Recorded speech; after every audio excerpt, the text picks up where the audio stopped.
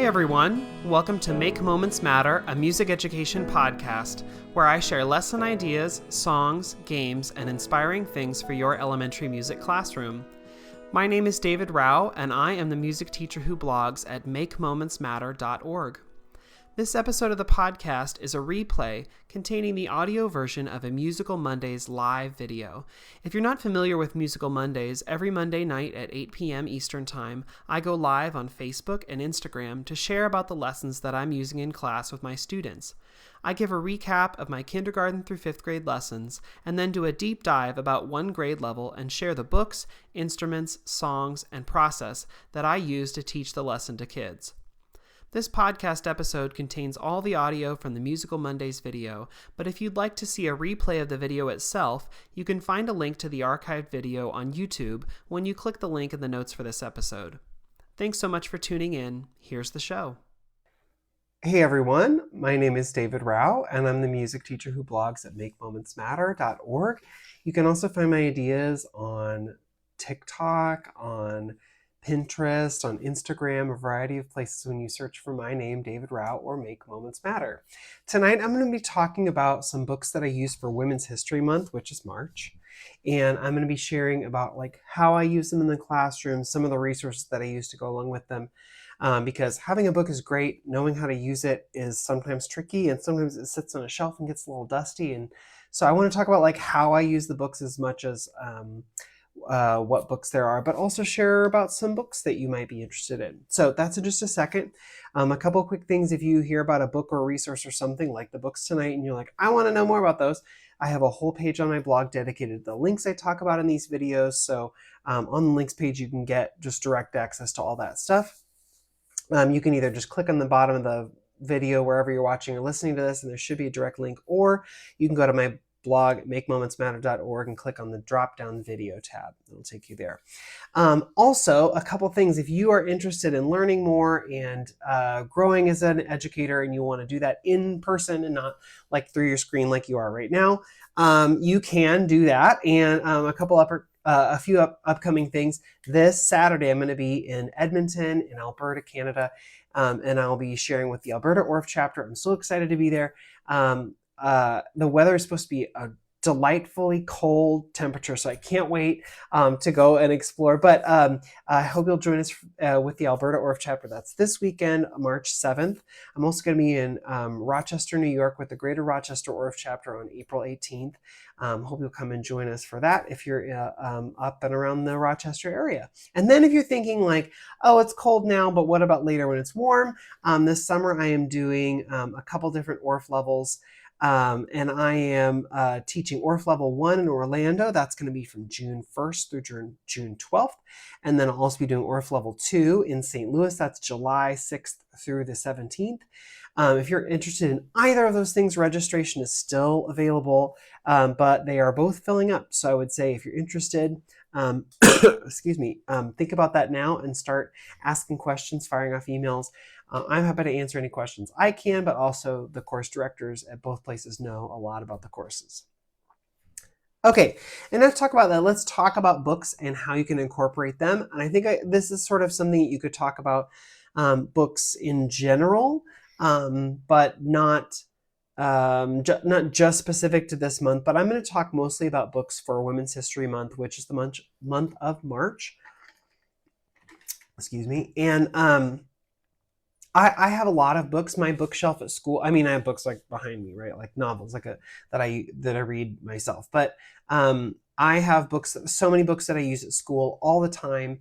And they're different categories of books. A lot of my books are books based on songs, right? So there's a whole shelf of There Was an Old Lady Who Swallowed a Fly, or She'll Be Coming Around the Mountain, or Mary Had a Little Lamb, whatever, book versions of songs that I know or teach or could use. Then I have a whole category of books that are books with lessons, books that maybe don't necessarily have a musical, you can sing this book, but I have a lesson to go with it. So I have a whole shelf of those. And then the rest of my books I have sort of separated out by categories, books that I might use for winter holidays, books I might use for spring holidays or fall holidays. Books that are centered around Indigenous people, books that are centered around Latinx, Hispanic people, or books that are centered around, like different specific categories. Well, I have every month where there's something like this, like February Black History Month, or Latinx Heritage Month, or just different times of year, AAPI, Asian American and Pacific Islander Awareness Month. Like those are months where I pull those books out and I set them out on my bookshelf so kids can see them. I put them in the window next to the door to my classroom just so kids can see them and see kind of maybe what we're going to learn about in class. And so some of the books that I put out, I did a little reel on Instagram and on TikTok to show off some of the books that I use for Women's History Month. But I would just say there are so many cool books. And like I have some here to share with you, but there are so many cool books and it just takes a little digging. And you can absolutely find some really, really cool books to use. Now, when I first start digging and looking for books, the first thing I do is I save them on a list. And then I go and I try and get them from my local library so I can preview them before I buy them. Unless I see them in a convention or something and flip through and I'm like, yes, I absolutely want to buy this. What I usually do is I put them on a list to check out later. And then I try and get them from my local library. If I can't get them from my local library, I try and do some digging and things online before I ever, just purchase and go out and buy books. Because books are expensive and I want to make sure that I'm buying a book that is worthwhile. Because some of these books, when you're talking about books that are about someone's life, sort of biographical books where it is written for kids, but it still is telling the history of the person's life. Sometimes it is very palatable for young ages, and sometimes it is very, very long and not palatable for younger students. I think you probably know what I mean, but some books where you're I can sit down and do this as a read aloud with my class, and some you're this is a mini chapter book, but on the page, instead of 3 or 4 or 5 or 6 lines of text, there's half the page is, So some of those books, I want to know that going in because maybe it's still a valuable book to get and good to use, but sometimes some of those books with a longer text are just really hard to integrate in and figure out how am I going to use this with my class. So anyway, so when I get books, I make a master list. Well, I have a huge list of books that I use for Women's History Month or that I'm interested in, or if I ever find one where I'm I didn't know about this one before, I put it on the list because I share this list with a lot of people. The list is on Amazon. I do not necessarily buy those books from Amazon, but here's why I use the list on Amazon. I use Amazon very often like Pinterest. And in that, the nice thing about Amazon is even if Amazon does not currently sell the book, they have a page for it. They have a listing for it. And on that page, oftentimes there's a preview, but there's always going to be the ISBN, the author's name, the illustrator's name, the publisher, how many pages, that sort of thing. It gives you all the information so that you can look at the book and preview the book, or maybe go and then find the book from your local library. So the list is on Amazon, but I am not saying you should buy it from Amazon. If all of us, everyone who's watching or listening to this right now, but also if all music teachers in the United States stop buying from Amazon, I don't think they would notice. Or if they notice, they'd be meh, because we're such a small part of their market. But if you stop buying from local booksellers or music specific vendors like West Music and Sweet Pipes and MIE, if you stop buying from those local vendors, it does make a huge difference. So I have a list on Amazon, but I am encouraging you to go and find those books elsewhere. Anyway, that link is there, and it has just a ton of different books that you might be interested in, maybe some that you know, maybe some that you don't, just to give you an idea of what are some books that you might consider using for Women's History Month. Okay, and then how do you use those books? Well, I have a couple ideas of how you can use those books in your classroom, but I want to share some of my favorites with you. These are some that I have used, am using, are planning out and using, not just in Women's History Month, but throughout the year too, and some that you might consider. These are just some that are my favorites, or I've had them for a long time, or I think they're really valuable. So here's some that you might like. So this is Drum Dream Girl. This is by Margarita Engel. It is a beautiful story about a girl who I think from Cuba. Yeah, from Cuba, but also has like Asian heritage, and how she wants to be a drummer, but like isn't allowed because girls can't be drummers. But then um, it is allowed because they're like, wow, you're really amazing. Gets lessons, and like it's a super cool story about her life and how she becomes a drummer, even in a place in a time where that was not necessarily allowed. Okay, I'm going to come back to that one. Ella, Queen of Jazz. This is a really cool story about Ella Fitzgerald, and also like her relationship with Marilyn Monroe, and how they together, it really helped build Ella's career. But like, it's just like a cool story about their life and their friendship. Ella Fitzgerald mostly. Marilyn Monroe is like a supporting character in this version. Beyonce, Shine Your Light. There are lots of books about Beyonce. I think this one is my favorite one. It talks about how she struggled really early on and how she was like consistently putting in the work, and how she like consistently worked over and over. So like, this is cool because kids say like, oh, Beyonce, she's so famous. Yeah, but it didn't just happen. Like this is like one where like it really shows her struggle. And I love this too because it shows her as a kid. And so I think kids are way more interested in books when they know that there's a kid involved. And so like Drum Dream Girl is another great example where it shows her as a kid.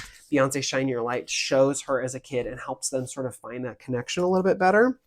Dancing Hands is about Teresa Carreño, Teresa Carreño, and how she was basically a piano prodigy, but like during the time of like the American Civil War. And so like this showed about her life and how her and her family fled political violence and then landed in the United States where there was a civil war going on. And anyway, it talks about how her life and how she went and actually played for Abraham Lincoln in the White House. It's a super cool story.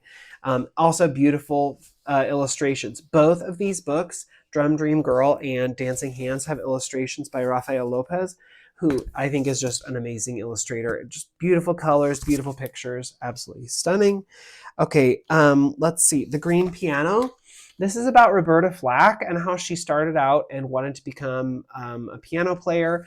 And what is like so fun about this book is it shows about like her as a child, which is like really amazing.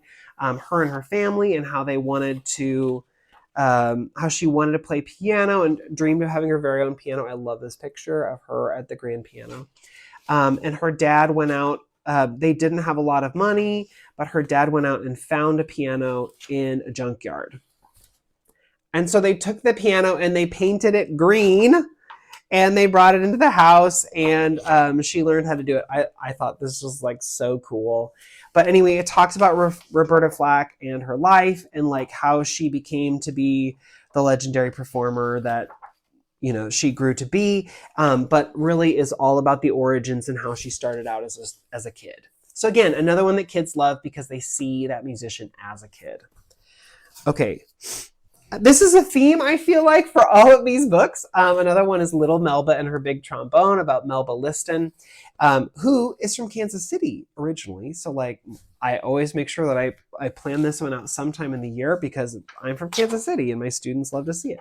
About a little girl who grew up around music. Kansas City has a really cool history for jazz. If you didn't know, if you've never visited Kansas City and not gone to like jazz clubs, jazz like places with jazz playing, live jazz, they have a really cool tradition in the jazz history. So it's like the branches of the jazz tree. Kansas City is one of them. Anyway, so she wants to join the band and she gets a trombone, which is like, so I feel like her mom is like, are you sure? But gets it and learns, becomes really good. But of course, had struggle becoming, not becoming famous, but like finding opportunities because she was a female musician in a time where that was not really a thing. And she was Black at a time when like Black musicians were having a hard time finding opportunities. And so this really is cool. It tells her story. And I love the illustrations just showing like how she, you know, really dominated playing trombone and dominated the scene, but came up against so much adversity in like the 1940s, 1950s. So super cool story about her and her life, Little Melba and her big trombone. Okay, 2 more to show you today. This one I really love. It's called Listen. This is the story of Evelyn Glennie, who, is still alive, but Evelyn Glennie, when she was very, very young, lost her hearing. And, well, actually, maybe she was born not being able to hear. No. She lost her hearing. Sorry. She deteriorated when she was like 8 or 9. But this is the cool story about how Evelyn Glennie is actually the very first person to ever have a full-time job and like a full-time living as a percussionist. And so this tells about her story about how she grew up and eventually lost her hearing. They went to the doctor. The doctor's like, it's irreversible. We can't do anything about it. And then she went in primary school and was around all of this music making and realized that she could feel the rhythms and she could feel the vibrations. And so really wanted to be a part of the group. And this whole thing talks about how she could feel the vibrations and understand. And even now, there are some really cool videos and things of her playing and exploring, and is a professional percussionist, was knighted by the Queen. Like there's this whole super cool history, and tells about her life growing up and what happened with her. But even now can still like tune things and hear things and feel things through vibration, which is like so cool. So if you're like, we have a science of sound unit at my school or whatever, like this would be a really cool book to incorporate. And then one more, this is called The Girl Who Heard the Music. This is the story about Mahani Teave, I think I'm saying that right, who lived on what people call Easter Island, but it's really Rapa Nui. And again, starting out with her as a child, growing up, and on the island. So Easter Island, Rapa Nui is known for the huge carvings of the statues, right, of the heads. Anyway, there was not a lot of music on the island because, there was a lot of music, but there wasn't. It was people would come and go as a lot of tourists, things like that. It says like when those visitors left, they also took their instruments, the rest of their knowledge. And then came somebody who was teaching piano lessons, but then eventually that person left too and took their piano with them. And so she was able to, over time, go off the island and learn how to play piano. And then she really became an advocate for music on Rapa Nui and studied, performed around the world. And then came back and realized that there was not only a problem with like not having formalized music education on the island, but also there was like this floating trash all over, and was having trouble with not just, no music, but also like trash and troubles and problems with that. So she actually used a lot of recycled materials to make a music school on Rapa Nui. And so it talks about that. 7 years of garbage now lives in the school walls. I think that's so cool. And so when it was finally finished, it's a sustainable school. So again, if you want to like bring in a story and connect it to science, this is a really, really great one. So all of these books are books that I use, have used, plan to use more. How can you use them? Well, one of the things you can do is a read aloud, right? So like right now, my second graders are learning about the instruments of the brass family.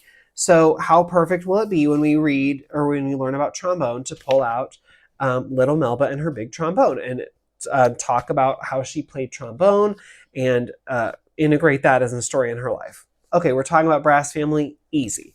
If you're talking about percussion family, or if you're talking about science of sound, or you're doing something like that, how easy would Listen be to throw in, talking about how Evelyn Glennie learned to play percussion, and how she understood the rhythms and vibrations.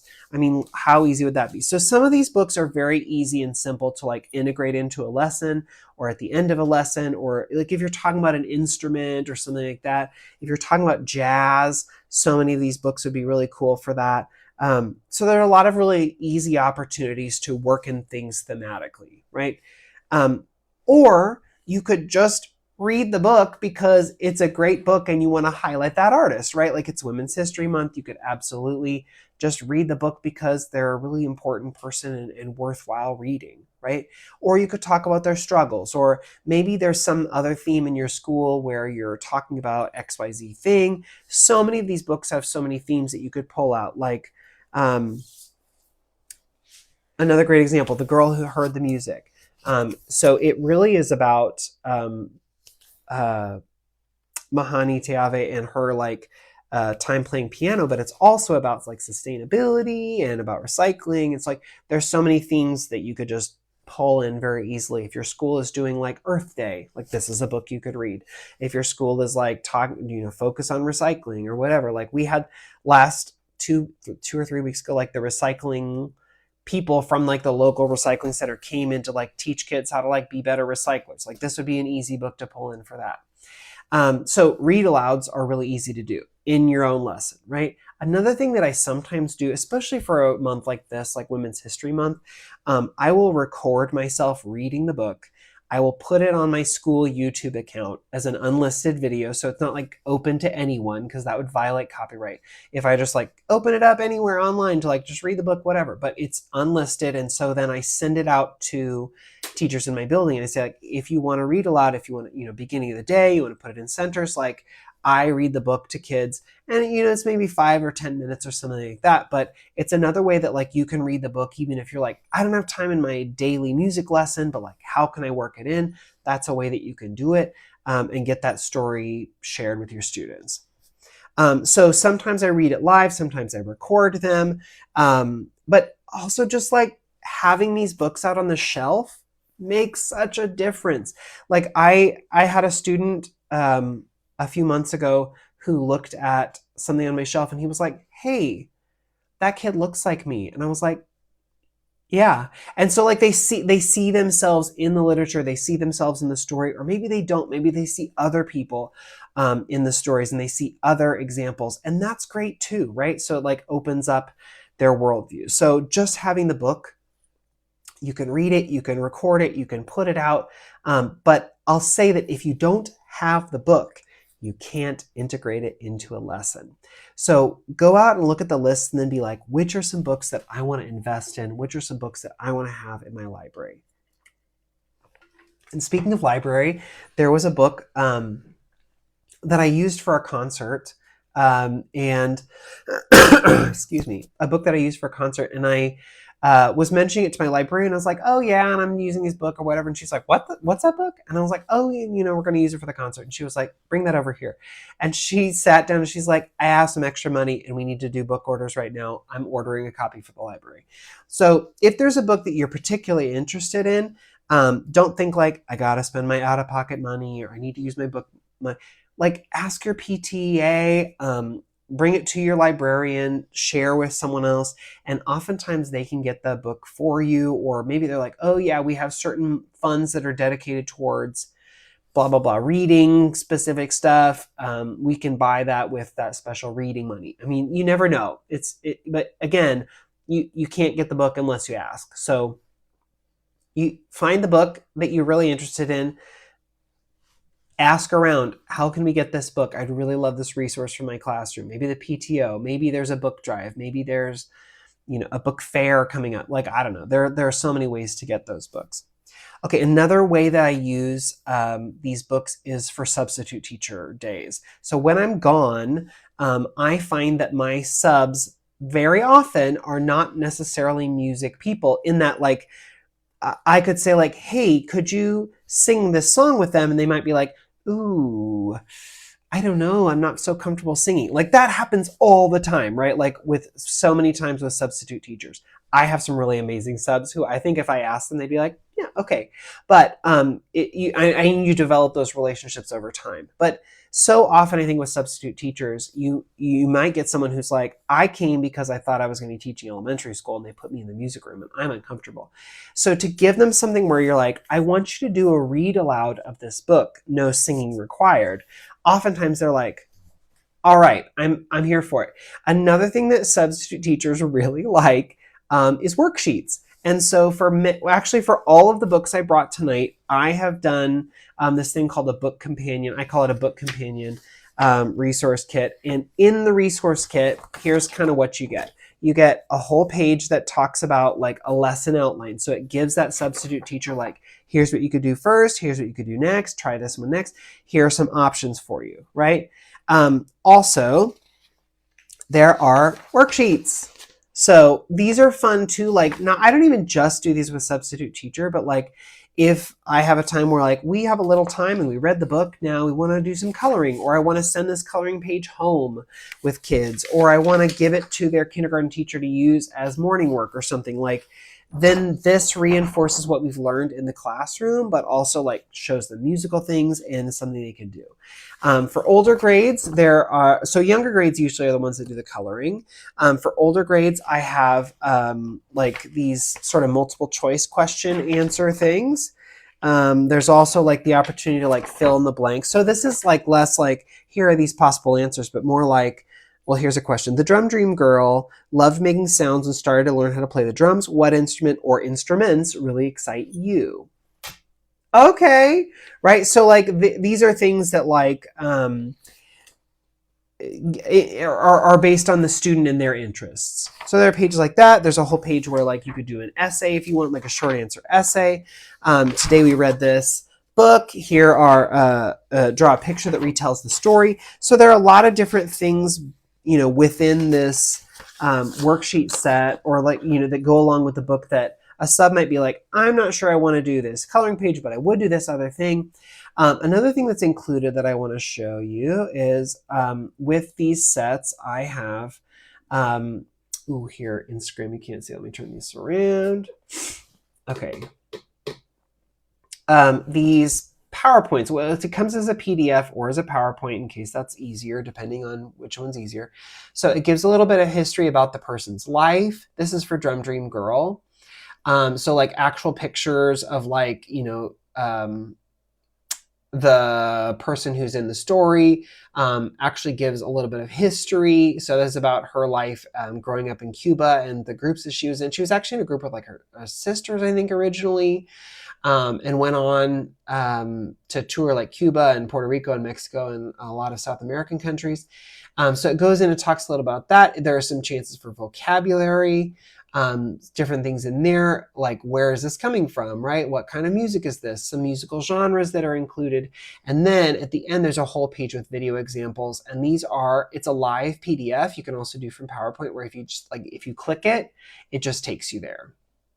So, I find that my subs really like that too, because they want to have something that is integrated. They want to be able to share a little bit about the person's life. And so having the PDF or whatever already prepared, or a PowerPoint, it's something they're very comfortable with.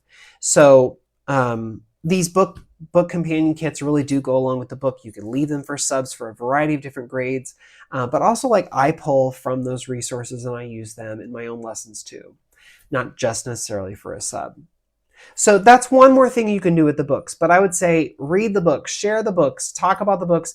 And these books are so great to give more context and give more history. Absolutely something worth doing, not just for Women's History Month, but Women's History Month is a great reason to do it. But once you have these books, you can use them so many times throughout the year. Like I said, my second graders are just now doing like brass family instruments. So like pulling out Little Melba and her big trombone is perfect. But if we did it in August, I could pull it out then too. So having the books is really great. Like I said, on the links page, I have a whole page with like ideas of what books you might consider. So a whole list on Amazon of like books you could look at. And like I said, take that list, but then like go to a used bookstore or go to your local library, go somewhere else and find the book and look at it yourself, see what you think. But there's that whole list on the links page that will take you to show you tons and tons of books that you can use for Women's History Month, not just like the 9 that I showed tonight, but so many more. Okay, I hope this gave you some ideas for Women's History Month books that you could use, how you can use those books, and I hope this inspired you to go out and get some more books or pull those books off your shelf and use them with your students. If I see you all at the Alberta Orff Chapter Workshop this Saturday, hooray! If I don't see you there, I hope I'll see you again for another Musical Mondays video next Monday night. All right, bye everyone. Have a great night.